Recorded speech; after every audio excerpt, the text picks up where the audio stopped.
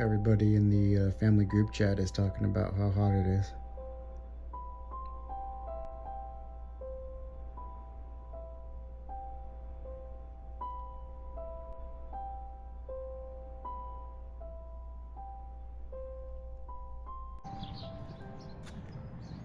Good morning. It's a little after 5 a.m. It's going to be even hotter today, so I thought I'd get a morning walk in before the heat strikes. Taking a little walk here around San Juan Bautista, the town where I grew up.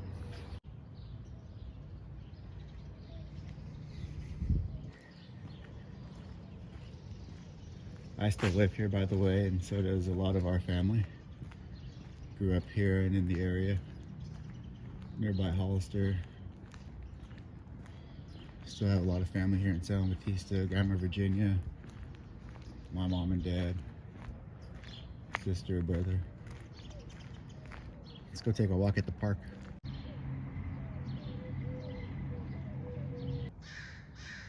There's Mission San Juan Bautista, the 15th of the 21 missions that the Spanish had built here in California. They used indigenous populations to build these missions. That doesn't look good. The upper story that you're looking at right now was called the Plaza Hall. And down below is the Zanetta residence where the Zanetta family lived, beginning circa 1870. Now, of course, it's part of the State Historic Park. Usually this is just referred to as the Zanetta House. The fountain up front here should say A. Zanetta for Angelo Zanetta, and then 1870 if we could make it out.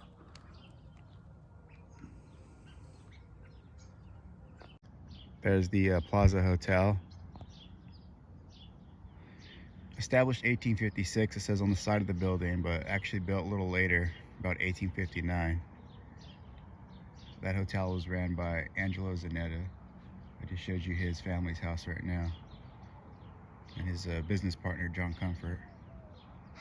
And right next door is one of the older buildings, aside from the Mission, here in the plaza, and that's the Castro Breen adobe, named after General Castro. The Castros first lived in here, and this home was completed about 1841. And then after the Breen family moved in, the Breens, they were survivors of the Donner Party. They settled right here in San Juan Bautista. They added on the that portion right there, ran a little inn or hotel out of that second story there, basically for the gold miners that were coming through the area.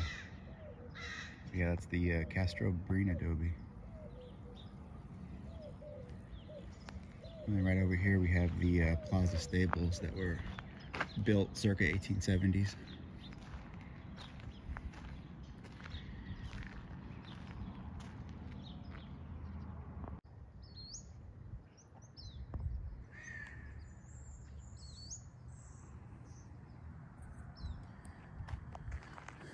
I worked at this park for about 2.5 years, and I helped write this interpretive panel right here about the El Camino Real. We'll take a walk on one of the last remaining portions of the El Camino Real in just a second, the Royal Road or Royal Highway.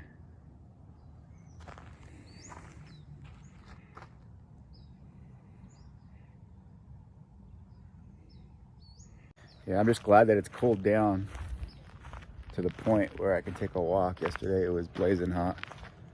So today, at least right now, it's almost 6 a.m. I can kind of walk around, and even with the sweater, not have to worry about the heat, even though I can see the sun coming up over here.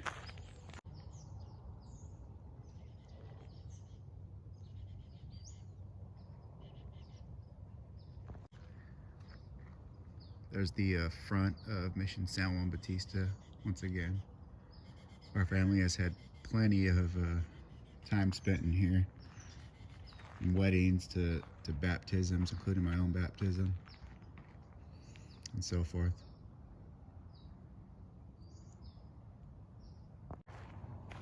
We are now taking the steps down to walk the Camino Real. Some cacti over here.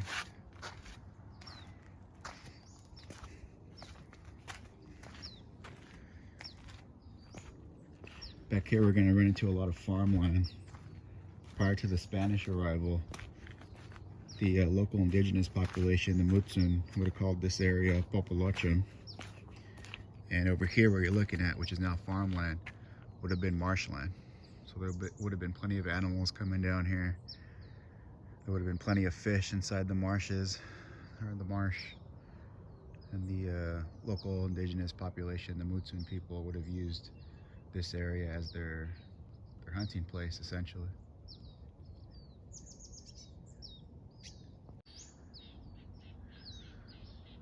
These are remnants of the bleachers that were once here, because there used to be rodeos held here in San Juan Bautista. I think those ended, don't quote me, but in the 1970s. Our grandpa Albert used to come here and enjoy the rodeos, as did his dad, Grandpa Polo. Right, we're taking a walk on the Camino Real right now. It's not too long of a tract of road. It's only about a quarter mile at the most. As you saw on that map, the original one, when intact, would have expanded, all the way from Mission San Diego down south, all the way up to Solano, Mission Solano and Sonoma. There's the retaining wall. So just on the other side of this wall is the graveyard for the mission, where it's approximated 4,300 people are buried, most of them indigenous people. And you can kind of see the layers here in the wall.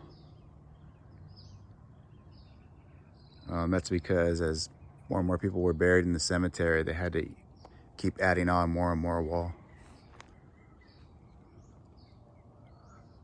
And there's the railroad. And there's the farmland. All right, it's time to go get some coffee. We're gonna go to a home that's been in our family for over 40 years now. Not quite as old as the buildings and the homes that we just looked at, but we'll go to the house that essentially I grew up in and Grandma Virginia still lives in a little bit later. Just want to show you real quick St. John the Baptist. So Mission San Juan Bautista was founded on the feast day of St. John the Baptist. Then the town was eventually named San Juan Bautista, or St. John the Baptist. During the winter solstice, the sun will actually come up from that way over there, and St. John will be catching the rays of the morning sun on the solstice, and the sun will actually shine through that window there and light up the altar. Pretty cool little fact, I think. All right, now I'm in interpretation mode. I want to talk about every single building that I'm encountering here in the park. This building right here is known as the Vicky Cottage. One of Angelo Zanetta's daughters, Victoria, lived in here, and she's the one that eventually donated a couple of buildings that you just saw to the state of California.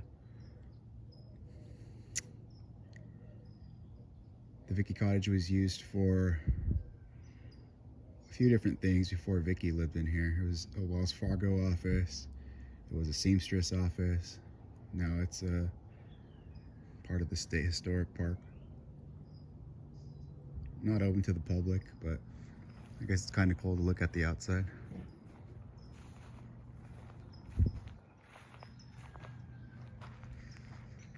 All right, let's go have that coffee.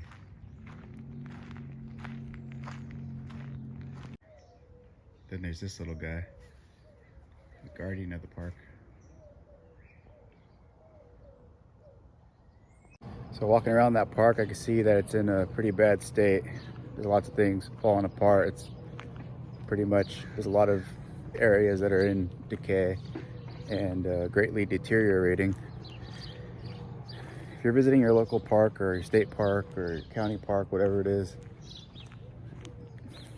I advise you not to go yell at the people that work there. They're probably park aides. They're probably making barely more than minimum wage. And they're not the ones responsible for that. You know, they're there to do their job and interpret the site. So I encourage you to write your local officials, write your state officials, put the pressure on them, but don't go yell at the people that work there who are trying hard to do, what it is they do.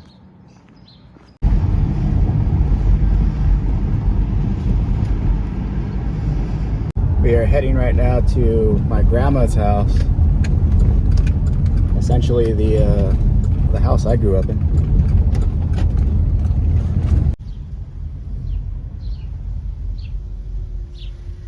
There it is, out here on Mission Vineyard Road. It's been in my family since at least 1982. My dad lived in this house, his siblings, my grandma Virginia, my grandpa Ed, and I grew up in here too. It wasn't my first home, but it was one of them. When I lived here, the house was pink. When my great grandma passes, this house will get sold. The property will get sold. So my family will no longer own it eventually. But we've had this house for over 40 years. Yeah. You lived here for over 40 years? Yeah. If you had to guess when the house was built, what would you say? I don't know. 1950s maybe? Maybe.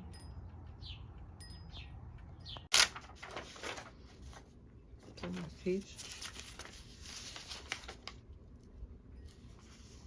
Another baseball game. Grandpa's. That's grandpa's? Well, it wasn't mine.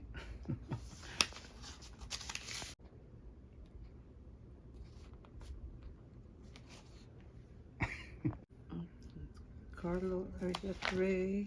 Don't you any outside Stella? Look at that.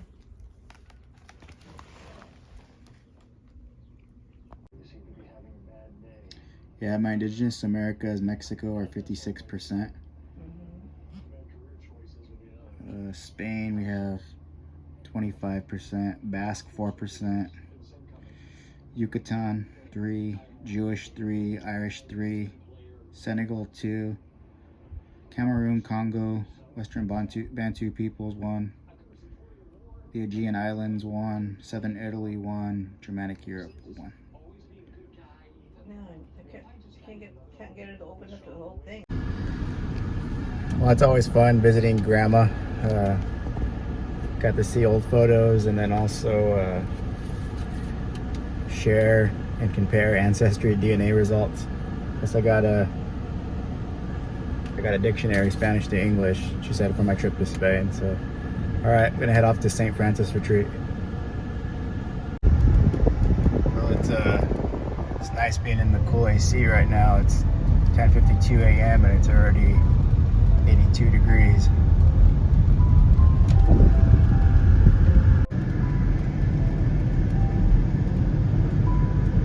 What's nice about the retreat is it's isolated from the rest of the town. Not that San Juan Bautista is a noisy town, but the retreat is out here in the countryside. It's a nice drive and a nice little getaway.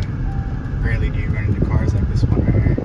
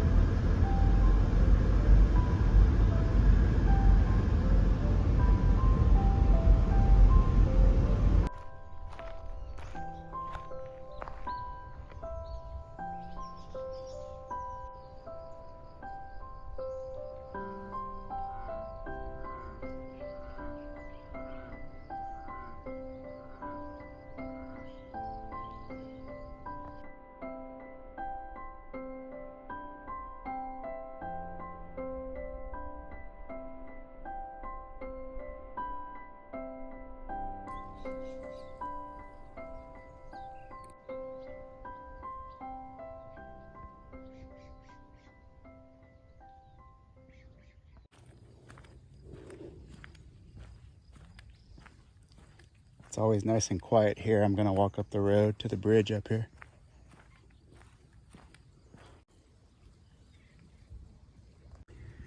As we walk down the road, you can see the different stations of the cross. There's little markers that go down the road.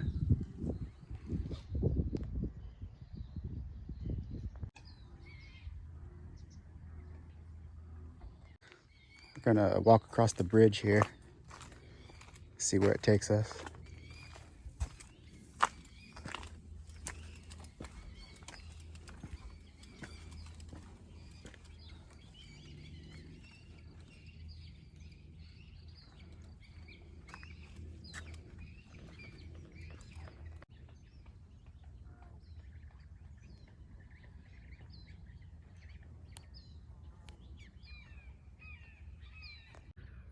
Well, I think this is a nice little spot to end the video, so I'm gonna do just that. Thanks for watching. I'll see you guys next time.